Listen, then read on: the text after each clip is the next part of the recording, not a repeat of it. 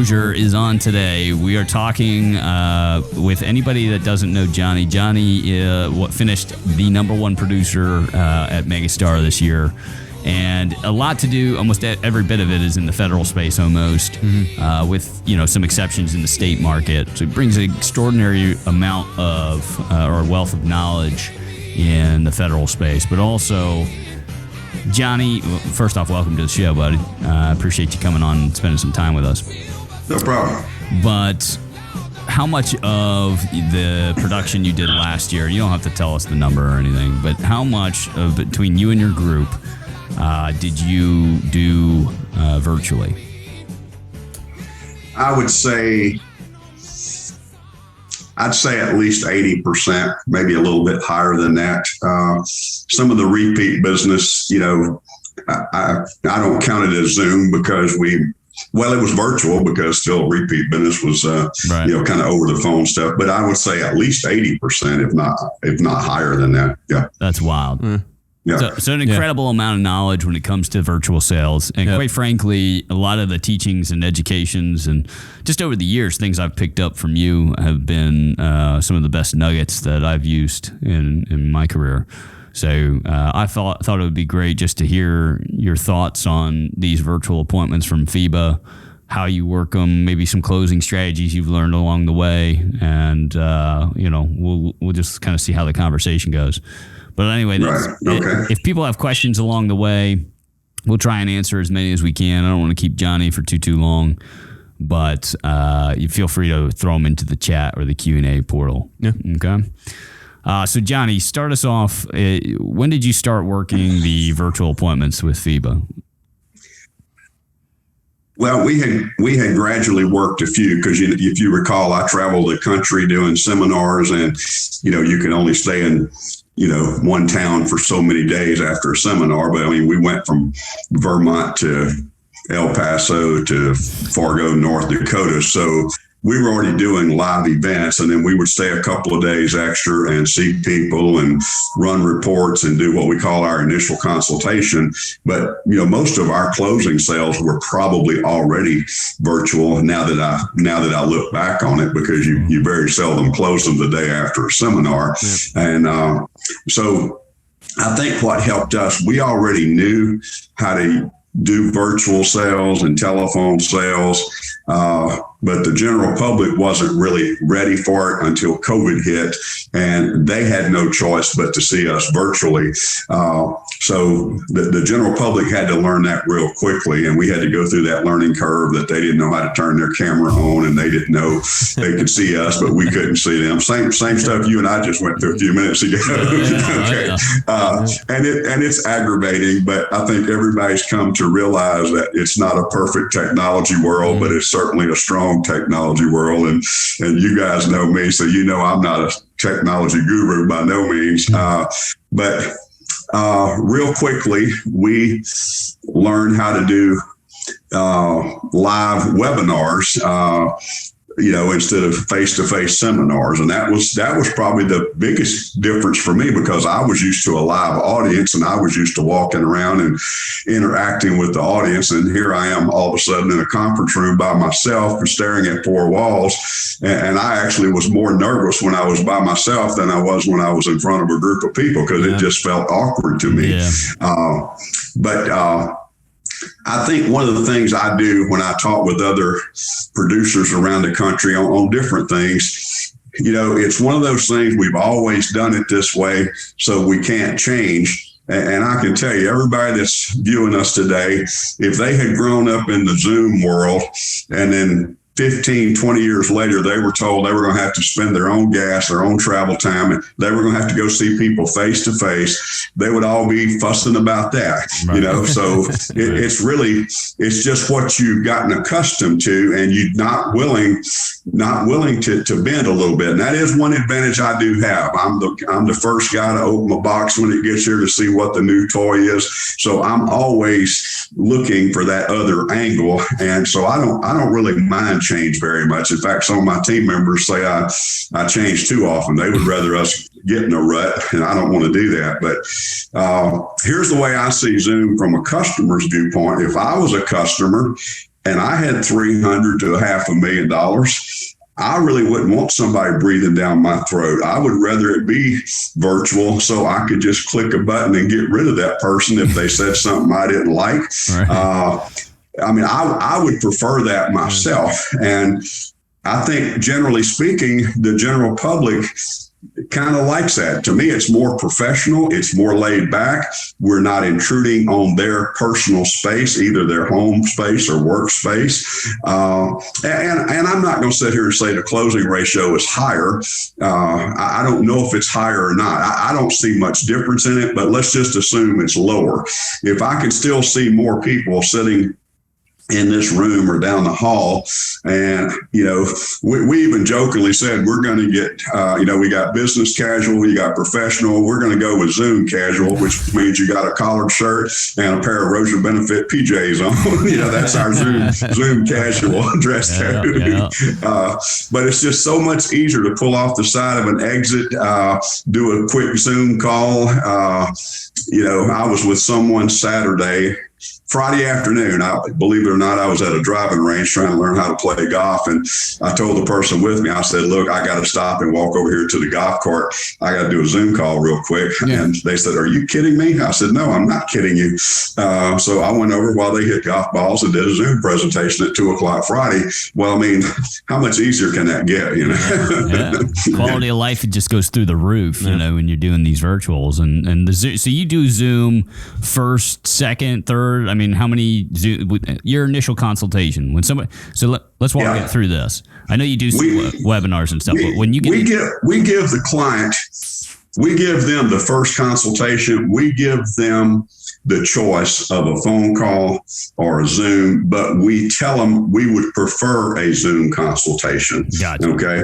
But we don't push that on the first one. Now, the second and third one, we tell them it basically has to be so they can see the reports that we've ran, but we want to make sure they're seeing the pages we want them to see, and they're not flipping through to page 16 while I'm on page 4. So second one on is pretty much, and there's exceptions because some people can't get on Zoom at their work location. Mm-hmm. But the first one, we've kind of gotten away from a formal presentation. On the initial call, we literally just say, hey, you reached out to us. Yep. What is it that you feel like we know that you don't know that we can help you with? Let's write down your questions and let's make sure we get them answered. Now, I didn't say I was going to answer them that day. Okay. If it's a simple, easy question, I'll go for it. But I want them to figure out fairly quickly that they need my knowledge, but they need me to have that knowledge. I don't need to expound that knowledge over to them, because if I teach them everything I know, then they don't need me anymore. Right. But that initial call is real laid back.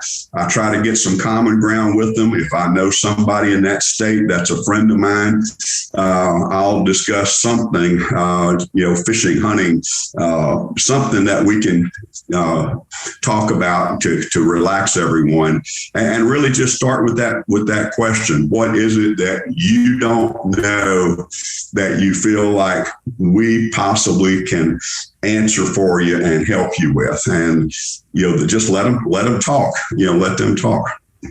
Well, that's generally what we've kind of decided to, just through happenstances, is as we've worked more and more of these appointments, we've found it to be really necessary just to have a real casual, hey, I'm your federal retirement consultant. What's going on? How can I help you? Yeah. Don't need to expand any more than that. And then, generally it is. Would you agree? It generally is a question that can't be answered right there. It needs some further analysis before you could ever really answer it. Always seems to be something about, am I allocated right to the TSP? Mm-hmm. Or, what happens with, what should I do with my health insurance? Or what should I do with, my pension selection? Or do I get a pension? Some of the people are like, I guess you could answer I'll tell you, one of the most common questions we're getting right now is, how can I get out of here early? Yeah. We had one this morning, 46 years old, wants to quit and wants to know if he can pick up his FERS retirement at age 57. And of course, the answer is obviously not, but that's probably one of the more common questions we're getting. TSP, and y'all have heard me say this before. I tell them, I said, well, let me tell you where not to get your TSP advice from: your coworkers, because your coworkers are either VA hospital or FAA. They're not in the daily business. I'll always hear one say, well, he seems to know more than I do. I said, well, that doesn't mean he's good at it. That just means he knows more than you. He's still not a financial professional guru. Right. So I really hound that. Don't talk to your coworkers. In fact, the advice they're giving you may be right for them, but it may not be right for you. Yeah, it's so true. And your workshop is even titled that. It's like what you haven't learned in the break room, right? It's like, so I was going to say, everything we say is what you don't learn in the break room. That's right. Right. And so, yeah, it's a common thing. I hear a lot of people saying, like, I heard this at the water cooler. Is this true? Mm-hmm. And it's like, yes, that is true, or no, that isn't true. And usually it's like, either way, yes, you shouldn't be talking that's with that partly true. Right. But mostly not, right? Like that little part's right, but there's like these other 4 things that make it not right because you're different. Right. Yeah, that makes sense. Yeah. So once you've done that first casual conversation, you're leading it into what? I mean, after that, you're going to do an analysis for them. I mean, how does that first conversation with somebody end? Two things we make sure we cover in that first initial consultation, even if it's phone, but if it is a Zoom, we do pop up 2 screens. And the screen is, let me tell you how we get paid. Okay. I make sure they know how we get compensated on that initial call. And I start off by saying, the good news is you won't write me a check. Okay.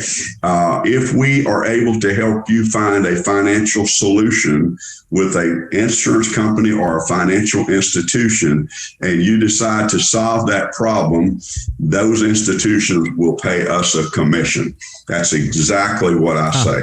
I don't water that down, because they know I've got to get paid. And me bringing it up instead of waiting for them, it's not a defensive answer. It's an offensive answer. Yep. So I would tell everybody, anything you think you're going to hear from people, go ahead and answer it first.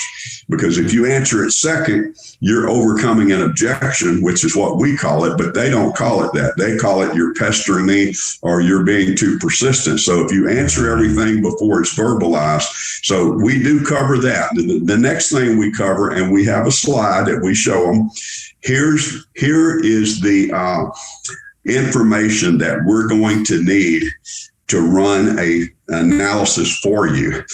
Okay. Now, first of all, let's go back. When we ask them, what can we help you answer that you probably don't know? We all know that probably that track report will answer most questions for people. So every time they ask us one of those, we say, that's good news. That's a great question. The complementary analysis that we're going to offer you, it will address that question, and it should give you a very accurate answer.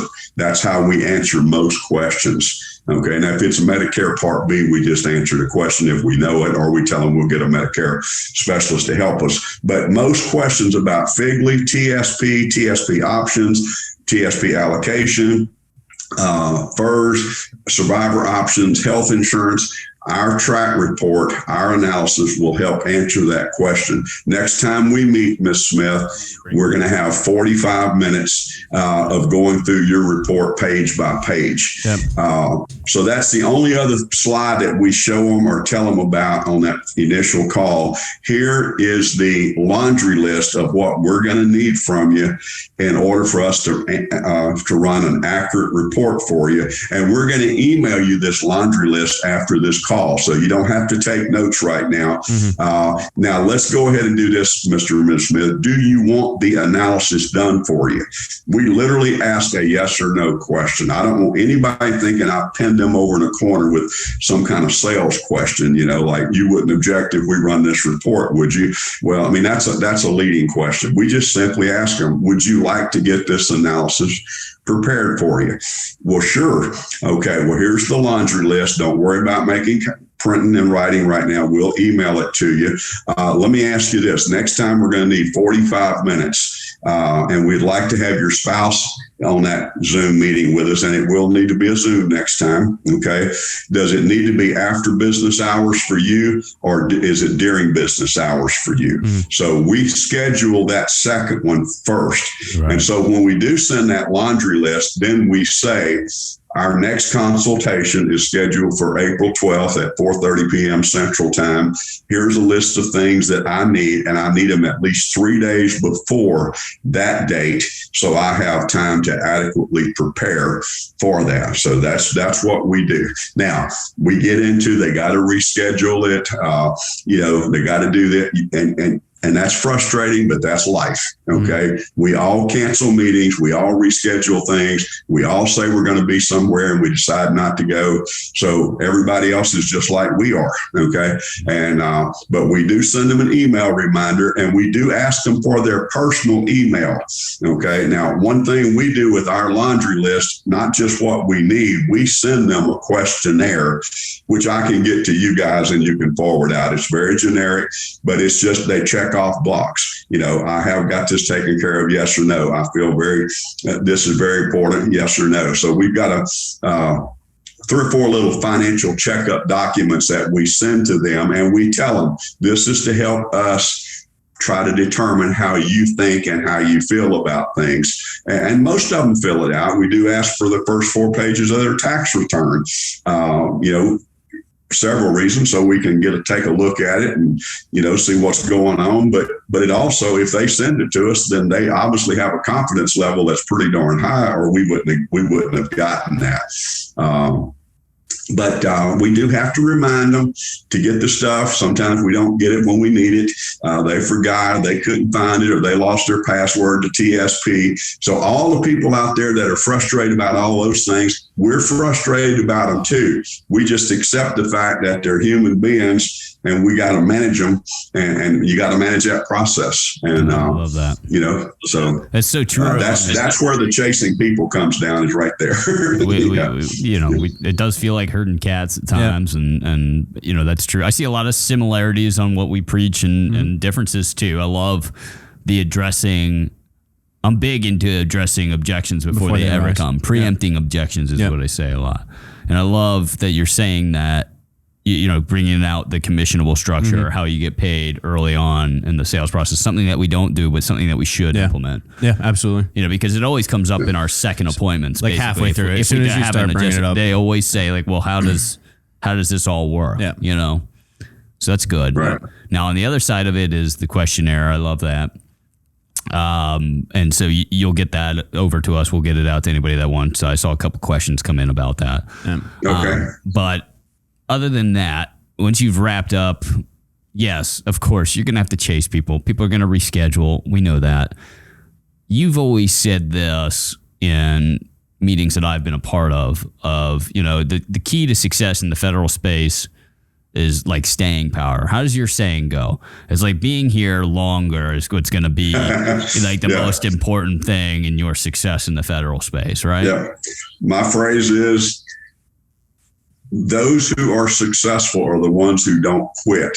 Okay. If you stay the course, you're going to succeed in it. Yeah. There's 100% chance of success if you stay the course. I talked to a guy not too many months ago that y'all wanted me to talk to, and I don't even remember his name or where he was from, but he said, well, the first 5 leads I got, it didn't really go anywhere. I said, you know what?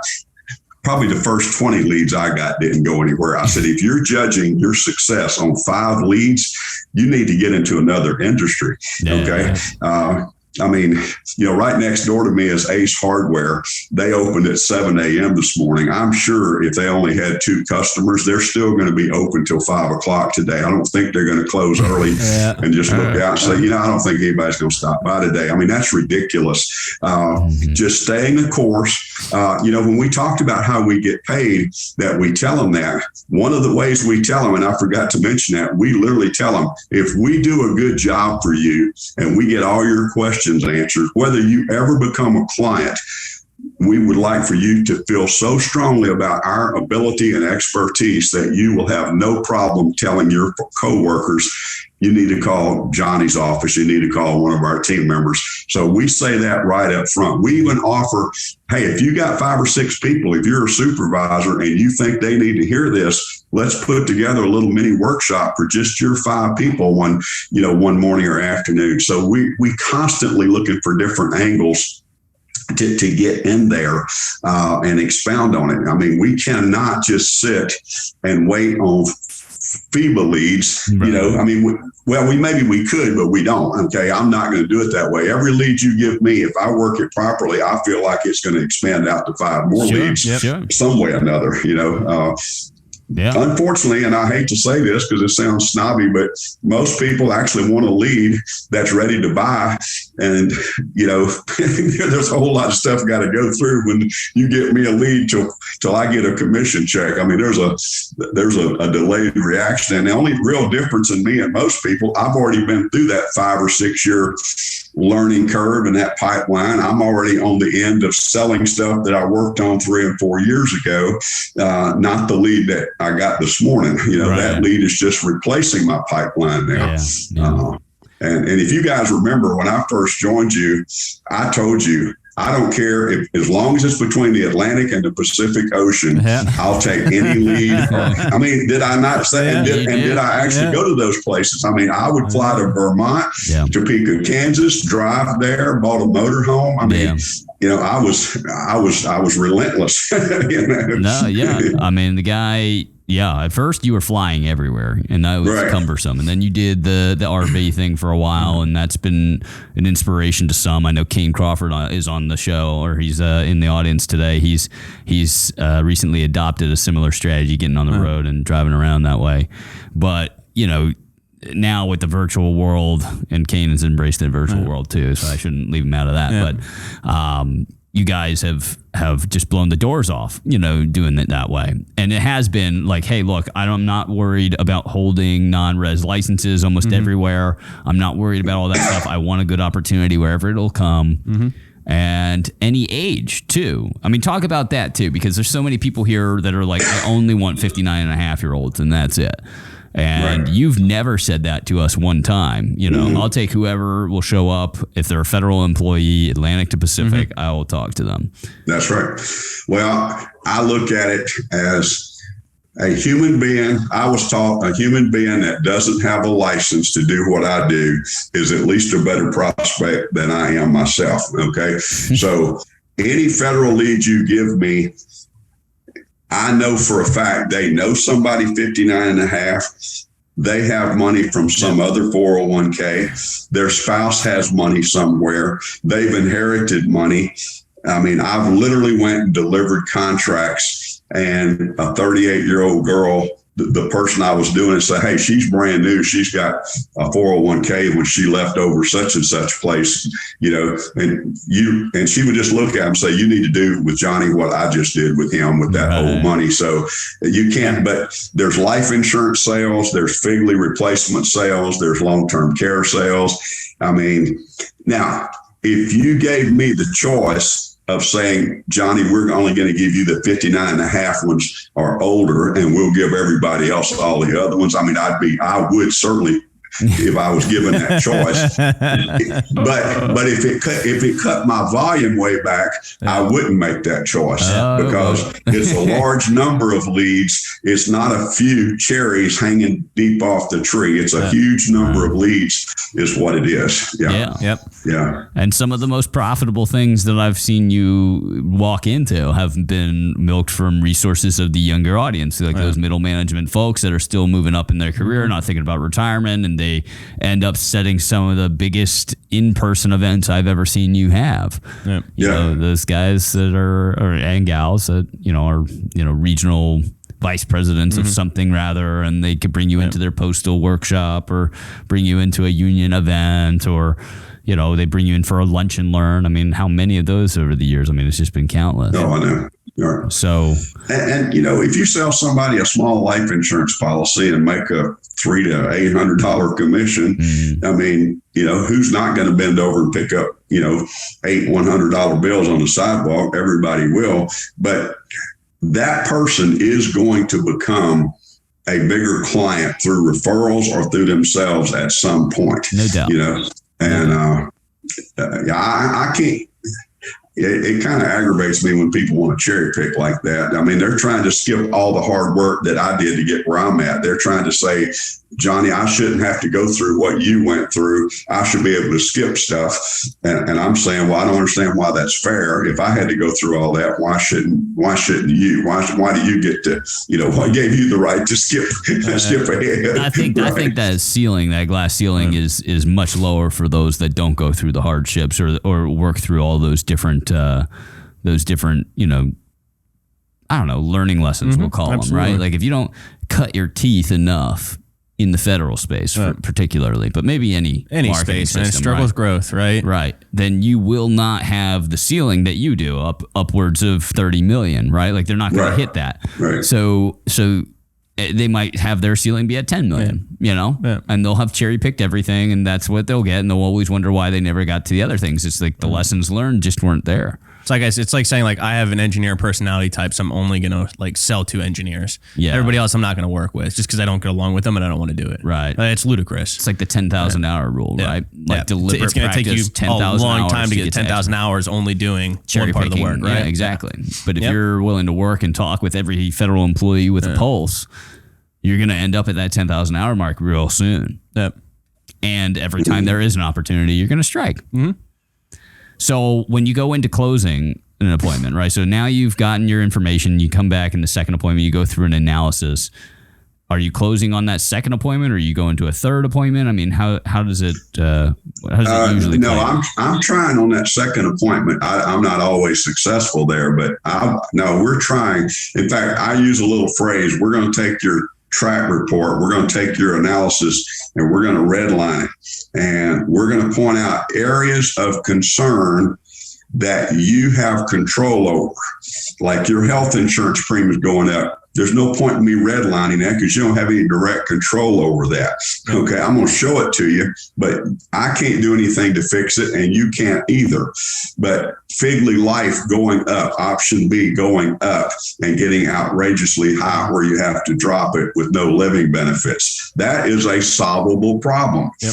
I have an answer, and you can solve it. Now, you may or may not solve it, but I'm going to look at that. If your survivor options, I'm going to go through and show you the 50%, the maximum, and the 25%. I'm going to explain the pros and cons. If that's the only sales opportunity because you're only 50 years old, I'm going to have a life proposal made up with the pension maximization strategy that comes out of track.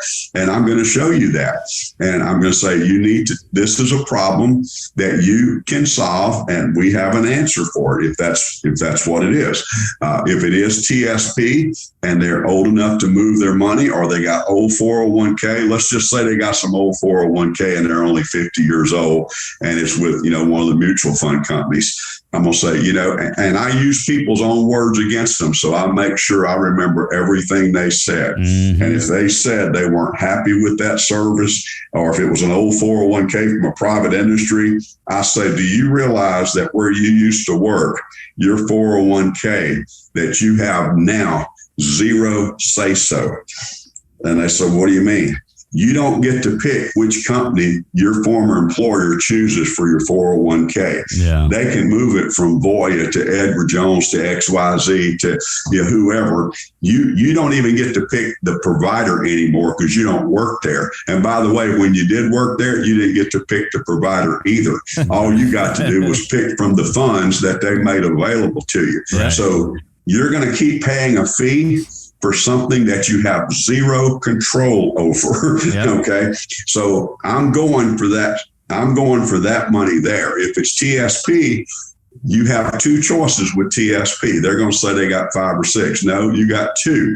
You got risk or no risk. Those are the 2 options you have. Mm-hmm. A fixed account paying basically nothing, and every other account has something that does this. Okay, now the line may go differently depending on which one you've picked, but you're paying a fee and you have no control, and you've got $300,000 or $500,000, whatever, and you're speaking to an unknown person every time you call. Okay. You'll never speak to the same advisor. They're not even called advisors. They're federal employees. Right. Okay. They're working. They're either teleworking or working, in a cubicle. And the older you get, the harder it is for you to transact. Renette, on our team, she and I were actually on a face-to-face call not long ago. And he asked, well, what's the difference between the service and your service and TSP? And we happened to be there on President's Day. Yeah. She says, we're in front of you today, and all other federal employees are home taking the day off. That's a big difference right there. We don't mind telling people that we're good. We don't mind telling people that we're good at what we do. Yep. We have no problem bragging on ourselves and, letting them know that, and everybody that does business with me, you guys probably know that about me too. One of my family members taught me one thing to be above average, and that's to return everybody's phone call the same day you get it. Yep. That one simple thing will make you better than most everybody else, because most people don't return phone calls the same day. Mm-hmm. I'm gonna wait till tomorrow and call that one back. But no, we definitely go for that sale on the second appointment with the track report. We integrate. I'll give you an example. If we got a TSP, okay, we do the pie chart. We show them the current situation. It projects out to the future. We go run another track report and take the TSP out of it if they can move it. And we show them proposed private plan for your TSP. We don't name it. We don't name XYZ or ABC or, whoever. We don't name a financial institution. We just put proposed private plan, and we show them the difference if they move their TSP just in pure math, fixed account versus this. So we run two reports, but just those 2 pages. We don't run the whole report again. Do you build the annuity into track? Yes. Or you actually build it into track? Well, index annuity, whatever we think they're going to have it at this age versus how much they can draw out in income. And then we've got a side-by-side separate sheet we use. And it's got TSP versus a private plan, personal customer service. Yes, no,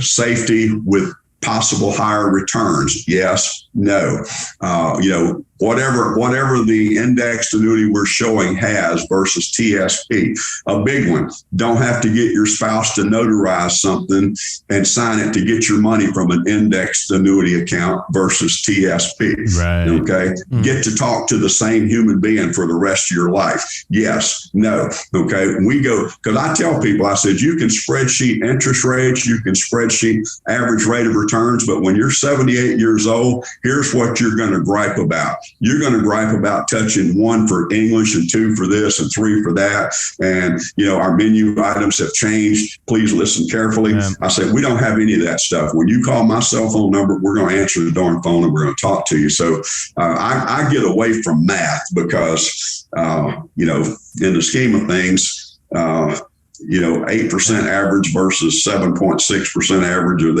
that's not going to change your life that much. Right. But you got to remember, for 40 years, they've been working there. They've been going up that mountain and they've been talking about what funds are you in? How are you growing your money?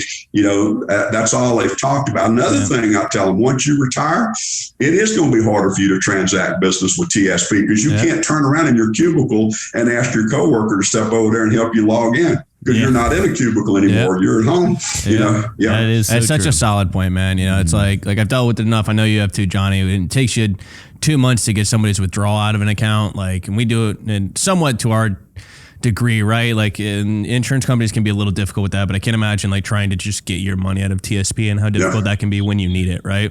Something happens. And having a reliable resource. I mean, what a great point to say as a proponent for the sale of an annuity or buying an annuity as a prospect. You're going to deal with the same human being for the rest of your life. Yep. Or the same group of human beings for the rest of your life. You're not going to have to find somebody and hope, they got the right information. And it's not some kid out of college that's had 2 weeks working experience that you're talking to about how. Well, I recently took that Social Security advisor exam and got that certificate. Yeah. So I tell people, I said, you can call TSP And I really do believe once you get a person on the phone, I do believe they would try to help you. Yep. But they're never going to answer a Social Security question or a FERS retirement question or a Figley Life question or a TSP question. Yeah. I mean, a health insurance question. Yep. They're never going to answer a Social Security question, never going to answer a tax question. Or you can call Social Security and they'll answer a Social Security question, and they're not going to answer any of those other questions. Yep. Okay. Or you can call a tax professional and he can answer your tax question. I said, our office is equipped to handle everything I just mentioned, whether it's Medicare, health. We don't sell Medicare, but we have someone who does. TSP, tax questions, Social Security questions. You know, you got one place to get all that information from, and we've bundled those services together is what we've done. Right. It's so important to be selling yourself at that point, because it's always like, yeah, okay, well, that's good. I just not, I'm not ready just yet to make any decisions, making that point right there, like that's the time to start selling yourself and saying those things that Johnny's talking about right there. Is like, well, look, here are the benefits, why we do this, why people feel, felt, found, old Dale Carnegie, right? It's like, look, I get why you feel that way. Others have felt the same way, but this is what they found and why they work with us, right? There's this question, this question, this question, this question. You could go it alone. You could try this, and just know that anytime you have a question for TSP, do you think a distribution from TSP is going to be solely dependent on, one factor? Or is it also going to be dependent on what you're doing with your Social Security and what decision you make there and what you do with this thing and what you do with that thing and the other 5 things? Aren't you going to want to have to talk with somebody that can talk knowledgeably on all the other things that might need to say, hey, maybe we avoid taking some money out of TSP right now because we've got this and we've got this and we're strategizing on this. This might not have to happen just yet. But maybe we do this down the road, blah, blah, blah. Yep. And now you've got somebody that's knowledgeable in all those areas. Absolutely. I mean, that's a testament to what you're doing, is just, selling yourself in those instances when, there might be a doubt or they're just ready to walk. And, I think that's almost an instant reaction, a gut reaction of everybody's to just push away a little bit. No, yeah, absolutely. Without some logical reason an airtight logical reason why they need to work with you. Yep. All right. Anyway, so on the second appointment, that's kind of your closing appointment. And then if it needs to go to a third, you'll go to a third and you just. I simply, if, at the second appointment, if I see or they tell me they got to think, they got to do this, whatever, I'm just going to say, hey, when would you like for me to touch base with you again? I just kind of give up for a second, or they think I've given up. I just say, when would you like for me to make contact with you? Okay. Yeah. Next week, next month, I give them a choice how far out they want. Okay. If they say, well, I'll get back with you, that probably tells me I don't have much going right there. Okay. I've not done a good job. If they give me a day and time, it's probably just, everybody should have the right to think about something before they move $350,000. So they got to think about in that. 2 meetings. But right? But when they give me a date, I do ask them, is there anything else that I have not provided you that I need to get to you in the next few days? If they give me a date and time, I do ask them, is there anything else that I need to get in your hands for you to look at and read? Okay. To help you before we talk again. So I do give them that up. Usually they don't. Okay. Yeah. What about if they do say that they'll get back with you? What do you say then? What's that? I say, well, great. If I haven't heard from you in 60 days, is it okay if we touch base with you? Yeah. Okay. That's exactly what I say. So you just take until someone tells me no, don't ever call me back. They're going to get contact. Until they tell me that, I don't recall anybody telling me that. But if they specifically say we prefer, kind of like a do not call list, if they say do not be in touch with me anymore, then I'll certainly leave them alone. Yeah. But if they keep saying it's okay to touch base in 8 months or 6 months or next week, I'm going to do that. And they don't think I am. They think I'm going to be like every other marketing person and forget to call them. And it's not going to happen with us. Yeah. Yeah. So typically in the second appointment, right, I guess I have questions on why it may lead to a third. Is it typically just like you said, like I need to think about it, I need to talk to my husband, or like we need to talk about this a little bit more? Or is it like you like, because a lot of times, at least on mine, where it's like we open up some kind of like federal thing where it's like, all right, like this is a can of worms now, right? Like you had a question on like, let's say FEHB and some odd situation with their Social Security and Medicare, they got a disabled kid, and it's like, that's usually, if it runs to a third appointment for me, that's usually what I find is I've opened up an accidental can of worms. It is a really like complicated thing. I guess like your question, right? Of, is there anything I haven't gotten to or anything I haven't answered? Yeah. And usually that's what pushes it to a third for me is I've gotten to like some more complicated issue where it's going to be like, all right, I'm going to have to go get that, rerun the track report, come back to a third and solve it that way. Do you see that a fair amount, or is it just, no, that is. And then some of it's just simply this. Let me decide how much I want to move out right now. Okay. Well, I mean, that's a sale. It's just a matter of math is all that is. So, and they need time to think about whether they want to take some extra money out and pay off a car note or, all those different things. So a lot of times it's just talking about that. Sometimes we'll get, well, I am talking to another advisor. Okay. If I get that one, I say, I certainly understand that. Make sure you ask them these questions.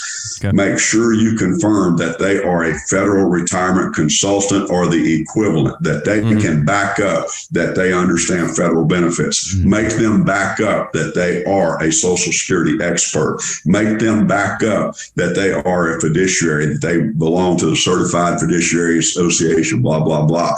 Make sure they have a tax specialist in-house. Now, I'm sitting here telling them things that I know darn well whoever they're about to talk to probably cannot back up.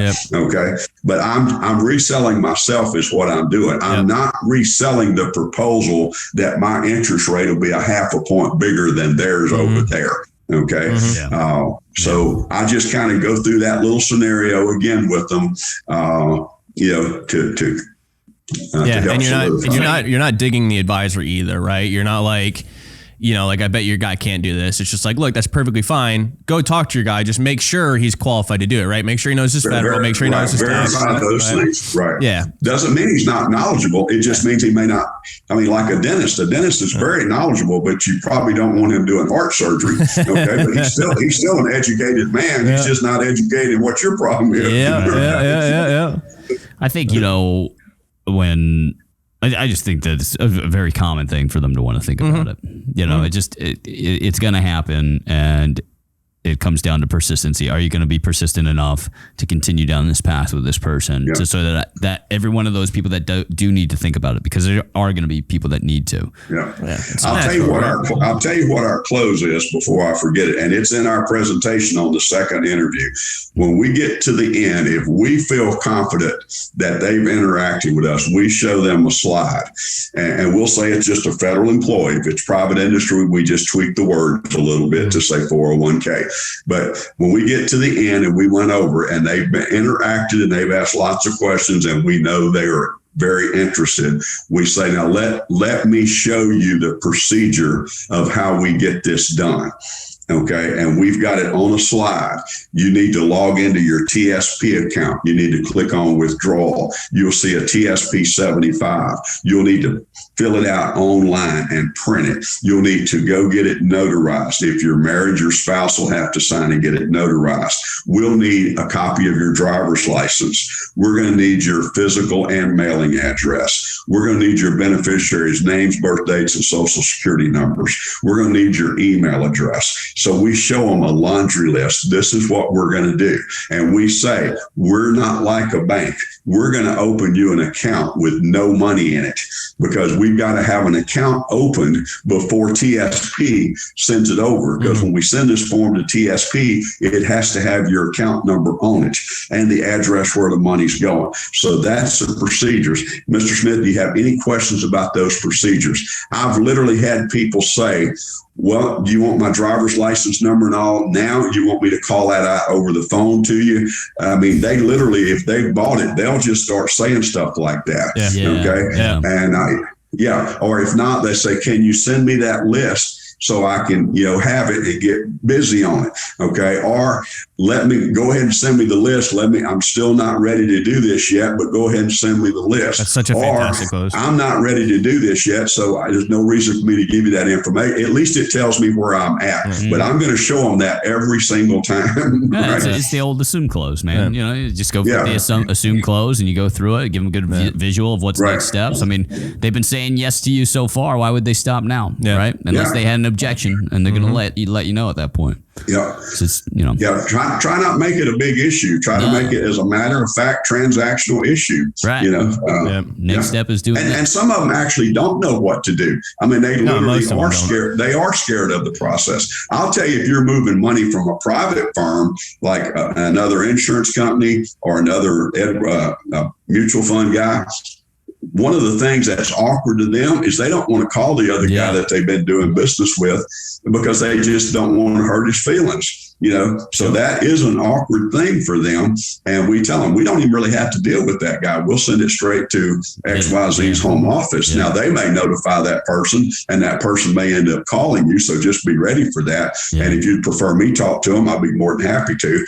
But that is an awkwardness for a lot of customers out there, is they don't want to sting the other person, It's important. I mean, it's definitely important to acknowledge those elephants, right? They sit there. We know that they're there. We know that it would be an awkward conversation for ourselves. I mean, shoot, half the producers that are watching this right now, you guys didn't want to come over here to Megastar and be all in because you probably didn't want to have an awkward conversation with your upline that you love and respected for many years, right? That's right. It's no different, right? And so now you're asking your clients every single day to do that, but you're not giving them the, what we would do. What did we say when you came over? We said, hey, you don't have to deal with that. Lanita and I will be happy to have that conversation with your internals, and we will take care of it, and we'll make sure that their feelings aren't hurt and blah, blah, blah. You won't even have to deal with it. And a lot of folks are like, nah, you know what? It's better. I'll do it. Not a big deal. But they wanted to know that elephant would be met if they needed it to. Yeah, they'd have some help with it. And when they don't, what do we say? Say, well, look, this is how that conversation's going to go. You're going to get on. They're going to do this. They're going to say this, and then they're going to try this. Preempting it as well. Just same thing, right? And it's the same thing that happens with you guys. If you're going to transfer money, and if they are going to call the person, they'll always ask me, what should I tell them? Right. I tell them, I said, let me give you the politically correct answer. Yeah. Just say, I've decided to go another direction with my funds. That's all you really got to say. It ain't none of their business what you're doing with them. Okay. They may see it when it goes through the trail, but if you're going to call them personally, just say, we've decided to go another direction with our financial funds and planning, or, whatever. It's kind of like letting somebody go. Yeah. Letting people go is the same kind of way. It's like, when, hey, look, we're taking the company in a different direction, and unfortunately, you're not a part of it. Right. Same kind of thing. But I mean, it is important for you to clarify that conversation. Here's what I've always said about that. When you say something like that and you say, hey, you prep them for that conversation, it always ends up only reiterating things when you almost are viewed like a prophecy, right? And you say, hey, look, this is what's going to happen. The guy's going to say, you're going to say this, give him this answer. This is kind of where you want the conversation to go. He's going to say this. He's going to say this. He's going to say he can do better for you. And then just know that if he was truly going to do that, he would have already done that. Right. Right. And then when it happens and it goes and they get on that call with that person, and the guy says, well, I'm going to do this for you. Well, hey, hold on. I'll do this for you. And it's exactly what I told you was going to happen. Everything else that I told you throughout the whole sales process now becomes true. You're like, not only was he right about this, he must be right about everything else he ever told me. It's law. It's like, it's just a law, right? And so in the profit, and it just solidifies their decision to move on with you anyway. And it gets them angry a lot of times. I see them get frustrated with the guys. Like, no, you know what? You would have done that for me if you had already done that. Right? If you were going to, you would have already done it, And it's true. But anyway, so I love that. I love that you're doing. I mean, obviously, it's been wildly successful for you. Let's answer a couple of quick questions. We're not going to get to everybody, but hopefully, we've got a few, and then we'll let Johnny get on with his day. Okay. All right. So,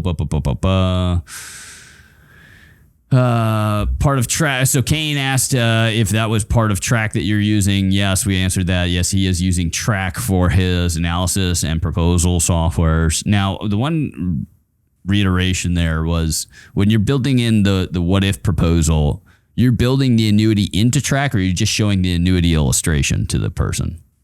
Like when you I'm going into and putting in under the account section, where you can add in income. I mean, I have the illustration on the side. I don't put it inside Track, but I go into accounts and I put new account and I put proposed private account. Yes. And whatever average rate of return it's been getting over 10 years, or if it's got an income rider, we just propose that, we put those numbers in there. So it shows up on that pie chart and say, this is your what if pie chart.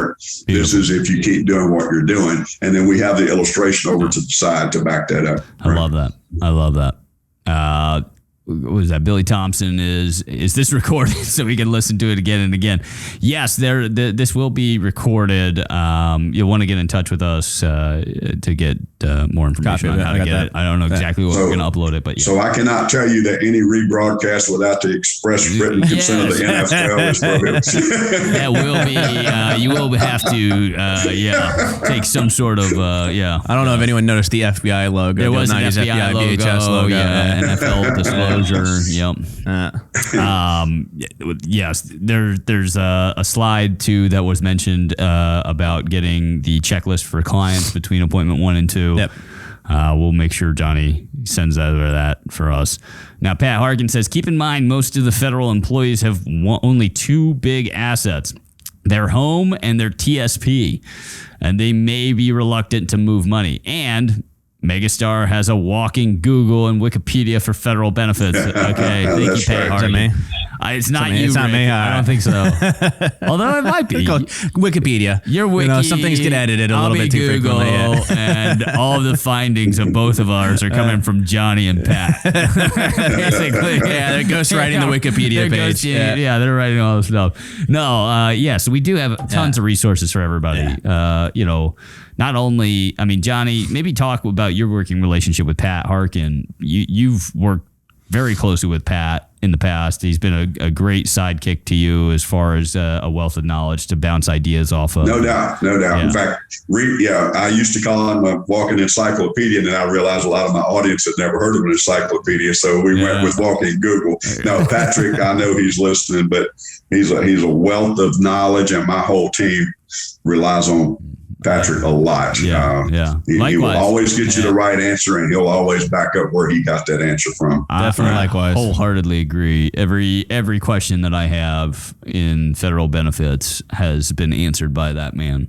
or you, or Brian Benham, or somebody else, Calvin Bagley. Yep. And so, if anybody has questions about their benefits, a particular benefits question that they're running into on the prospecting trail. Pat Harkin is at your disposal. You call him. He's on the federal council. If you don't have his information, you've got Rick and I's information. At the very least, you can get in touch with us, and we'll put you in touch with Pat. He will answer those questions on the dime for you, and it's always 100% right. And he will tell you where he got that information and how you can, he clears up the context a lot for me. He clears up the context around certain circumstances. Yeah. It's like, hey, is this true? Yes, but not how they're using it, right? You had mentioned that earlier on in the show, right? Pat does that a lot for me, right? And gives me statistics to use when I'm talking with prospects. And, anyway.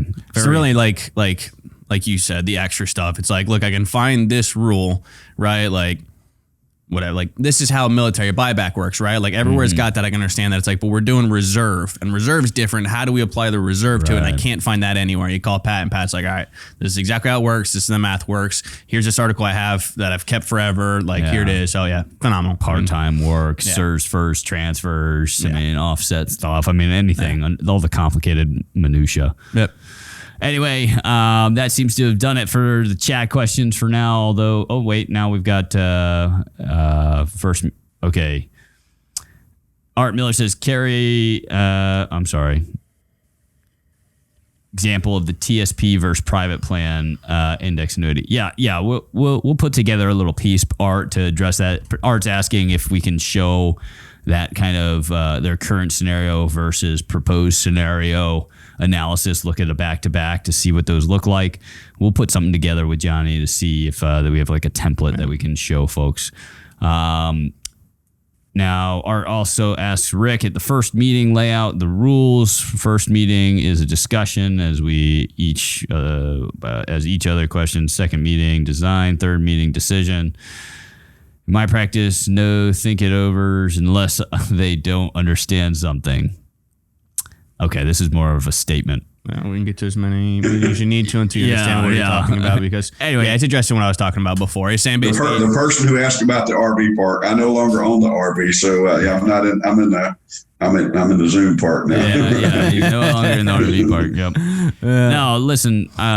Yes, I would say this overall. Yeah. What Johnny's doing and what we've suggested folks do is largely the same. Mm. He's mushed the first and second appointment together, which we've notoriously or maybe, admittedly pushed to say, hey, separate it. First appointment. Now, Johnny, this is what we've kind of acknowledged is there's value to saying, hey, this first appointment, let's just do a quick phone call, get some information from the folks, and then move to the second appointment where we go through a proper fact finding and kind of lay the groundwork to really get to know the person a little bit more and just build that relationship with the person a little bit more. And by the end of it, we have the amount of information needed to do a full analysis, walk through here's your current scenario, this is what we're proposing, and then, basically move towards closing the appointment, whether it's a Zoom close or whatever.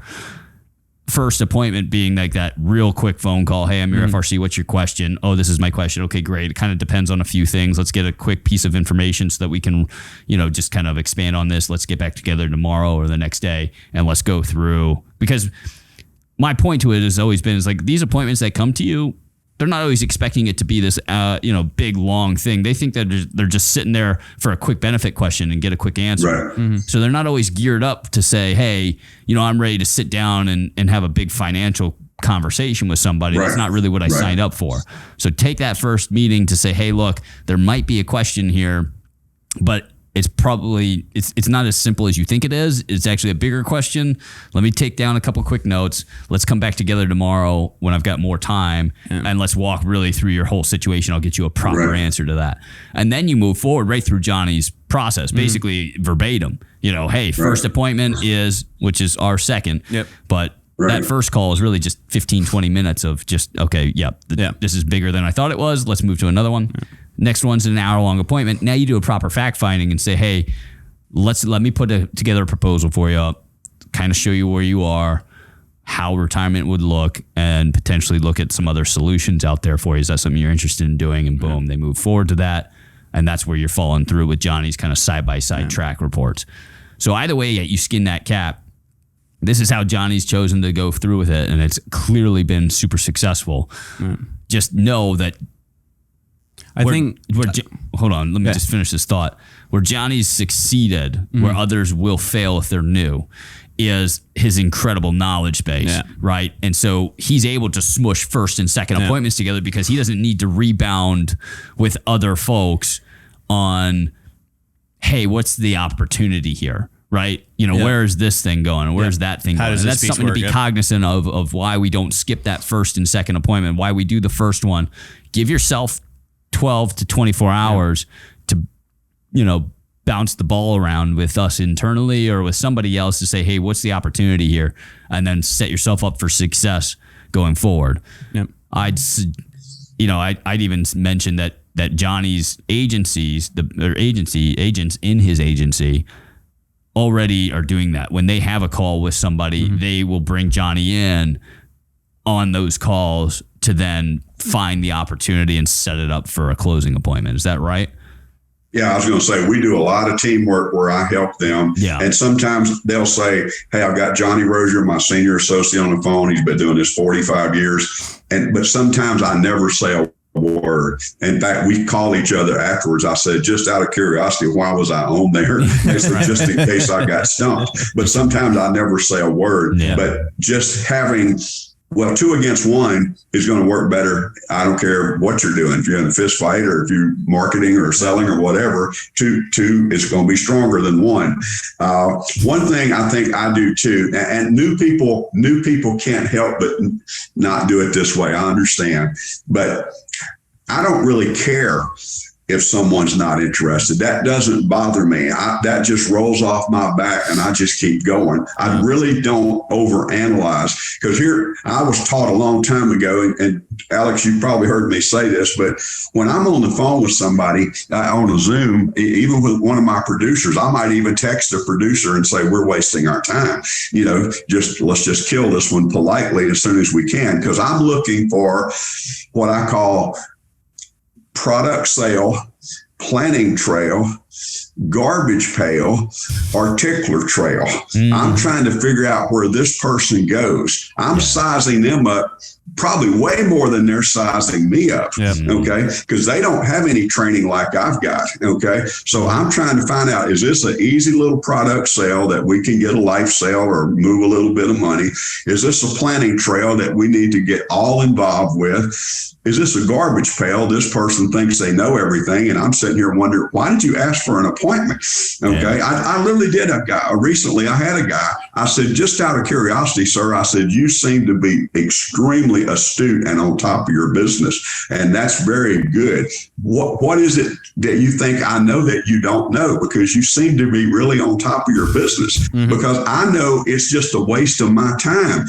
And then tickler trail is that person who was nice and polite and pleasant, and there's just no sale there right now, but there will be something somewhere. So I categorize people real quick, and I just move on to the next one. I'm not going to sit here and go home and lose a night's sleep over, what happened there, and that comes with volume. So the more volume you've got, the more you're able to think like I do, because if you only got 3 prospects, you got to figure out how to make something happen. Well, you're right. And I have heard you say that a bunch, and that it is kind of a backbone of sales, right? You've got to identify who your buyers are. There are buyers that will there are people that are looky-loos, tire kickers, as we refer to them internally here at Megastar, that will pose as buyers. They come on, they look like buyers, they talk like buyers, and they have no intention. Now, good marketing has gotten rid of everybody that's genuinely not interested.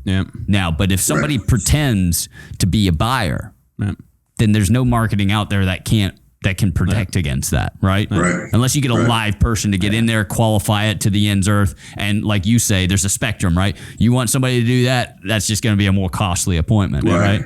If you want, but okay, so we're not doing that. These are leads that are being handed to you. These are somebody that's going to say, hey, I want to book an appointment with you. If somebody lied on the form and says, hey, look, I'm a buyer and I'm interested in this information, well, it's up to you to snuff out whether that's legitimate or not. And a lot of people out there are tire kickers that just want to flex their knowledge on you. Hey, look how much I know. You think you know a lot. Look how much I know. For anyone that's done seminars, you know it, right? Dinner seminar educational. Every once in a while, you're going to get that one guy in the seminar. It's like, you don't know what you're talking about. This guy's got no clue. No questions, all statements, that kind of thing. Right. Anyway, but that's a great point, and I'm glad you mentioned it, because it is something that needs to be hammered home with everybody, is that you should be cognizant always through this process of if you've got a buyer or not, so that you're not shocked at the end when they're not interested and you wasted 6 more hours of your time chasing this tail. It just it drains your energy. It just drains your energy. It does. It does. And quite frankly, when you give the push away, sometimes you find opportunity, right? It's like That's right. That the more you act like you don't need it. My son-in-law, when he came to work for me 18 years ago after the first day, and I won't use his language that day, but he said, you really don't give a damn, do you? I said, well, yeah, I give a damn, but I don't give a damn about that particular one. That's the truth. It's the truth.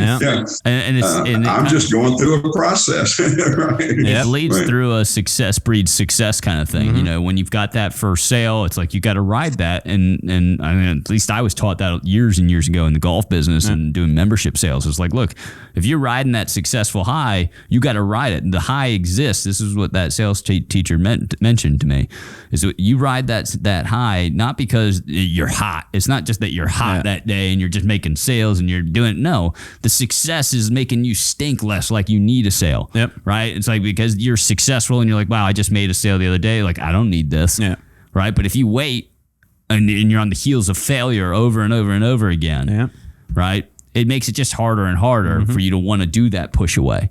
Right. When you're in a meeting thinking about, I need this sale to pay for things rather Sure. than I'm trying to help this person. Yeah. Right. That's Absolutely. overwhelmingly Absolutely. obvious to a client. Right.